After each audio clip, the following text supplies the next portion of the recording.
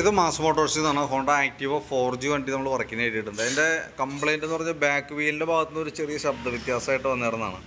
അപ്പോൾ നമ്മളത് കയറ്റി ചെക്ക് ചെയ്യുന്ന സമയത്ത് അതിൻ്റെ ബാക്കിലത്തെ വീലിൻ്റെ ബെയറിങ്, അതായത് വീൽ ബെയറിംഗ് എന്ന് പറഞ്ഞാൽ ഗിയർ ബോക്സിൻ്റെ ഉള്ളിൽ നിന്ന് തന്നെ ബെയറിംഗ് ആണ്. ആ ബെയറിങ്ങിൻ്റെ കംപ്ലയിൻ്റാണ് ആ കാരണം കേട്ടോ. കാരണം എന്ന് വെച്ച് കഴിഞ്ഞാൽ ഈ സൈഡൊക്കെ അതിൻ്റെ ഉള്ളിൽ തന്നെ ബോൾഡ് സെപ്പറേറ്ററൊക്കെ പോയിട്ട് ബോൾഡ് ഇങ്ങനെ പുറത്തേക്ക് വന്നേക്കുന്ന ഒരു അവസ്ഥയിലാണ് നിൽക്കുന്നത്.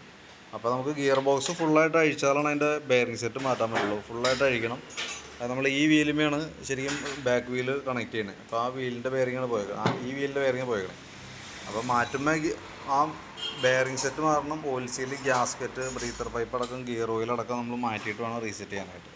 അപ്പോൾ അതിന് വേണ്ടിയിട്ട് അയച്ചതാണ്. അപ്പോൾ ഞാൻ അതിൻ്റെ ഏകദേശം ഒരു എസ്റ്റിമേറ്റ് ഡീറ്റെയിൽസ് ഒക്കെ ഓൾറെഡി വാട്സപ്പിലേക്ക് തരാം.